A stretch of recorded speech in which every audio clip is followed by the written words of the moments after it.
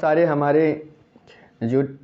Channel के जो viewers हैं उनके सवाल आ रहे हैं कि हमने सर 10 साल पहले ज़मीन ख़रीद ली थी, जानकारी नहीं थी, हमने दाखिल खारिज नहीं करा है, ज़मीन पर कब्जा है हमारा और हमने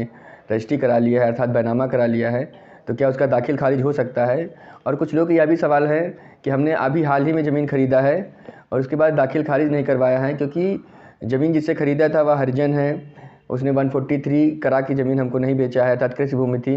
उसके बाद उसने दाखिल खारिज हमने नहीं कराया है, लेकिन हमने ज़मीन ख़रीद लिया है। तो क्या हम उसके मालिक हैं और वह ज़मीन सरकार एक्वायर भी करने जा रही है, तो सर खाते में पैसा किसके आएगा। क्योंकि हम जानते हैं कि जब भी सरकार कोई भी ज़मीन को एक्वायर करती है, उसको अपना मान लिया कि वह ज़मीन पर कोई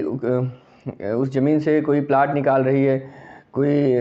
डेवलपमेंट कर रही है अर्थात कोई रोड निकाल रही है या कोई सोसाइटी का पार्क बना रही है या कोई भी सरकार कोई भी ऐसे महत्व का काम उस ज़मीन पे आके करने जा रही है, आपने उसकी रजिस्ट्री करा रखा है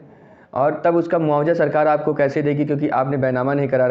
बैनामा तो करा रखा है लेकिन आपने दाखिल खारिज नहीं करा रखा है।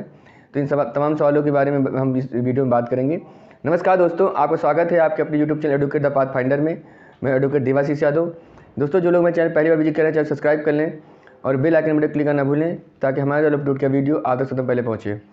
दोस्तों, इस चैनल का उद्देश्य आपको नई प्रक्रियाओं की जानकारी देना है और कानूनी जटिल प्रक्रियाओं को आसान कर आप तक पहुँचाना है। आज हम आपको म्यूटेशन अर्थात दाखिल खारिज क्यों कराना जरूरी होता है इसके बारे में जानकारी देंगे। हम जानते हैं कि हम जब भी कोई प्रॉपर्टी किसी से ख़रीदते हैं तो प्रॉपर्टी का बैनामा करा लेते हैं और बैनामा कराने के बाद जो प्रॉपर्टी का विक्रेता होता है वह ज़मीन उसके नाम खतौनी रजिस्टर 2 में दर्ज होती है।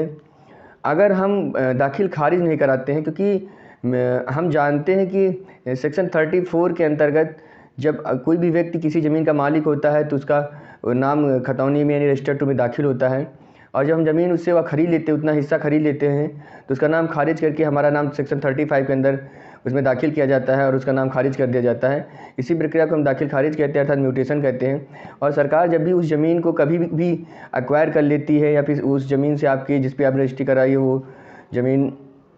वो अपने इस्तेमाल के लिए अर्थात उससे कोई हाईवे निकल रहा है या फिर कोई अन्य सामरिक अगर समाज के महत्व के लिए कोई अगर सरकार उसमें काम करना चाह रही है तो मुआवजा भी आपको आपकी उस सरकारी रिकॉर्ड अर्थात खतौनी को देखकर ही आपको दिया जाता है। इसलिए अगर आप कोई ज़मीन खरीदते हैं तो आप उस पर दाखिल खारिज जरूर करवा लें, क्योंकि अगर आप दाखिल खारिज नहीं करवाते हैं तो आप उसके विधिक स्वामी अर्थात उसका टाइटल डीड यानी मालिकाना हक आपको प्राप्त नहीं होता है। क्योंकि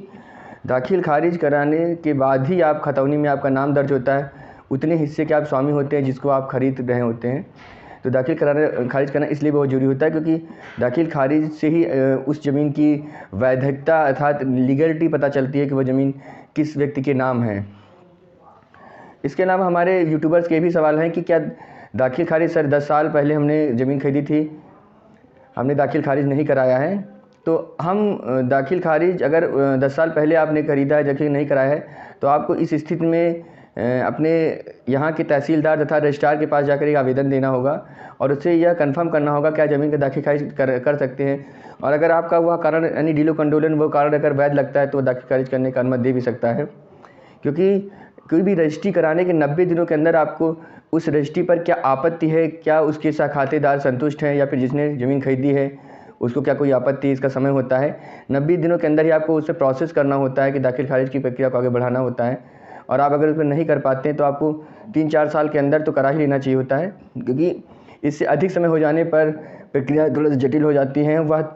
वह अधिकारी भी उस दाखिल खारिज को लेकर के तरह तरह के सवाल उठने लगते हैं। जिस प्रकार से दाखिल खारिज आप ज़मीन खरीदते हैं तो आपको तुरंत करा लेना चाहिए। और दाखिल खारिज में क्या क्या दस्तावेज लगते हैं आप उसकी अगर जानकारी आपको चाहिएगा तो आप इसके वीडियो के डिस्क्रिप्शन बॉक्स में भी देख सकते हैं।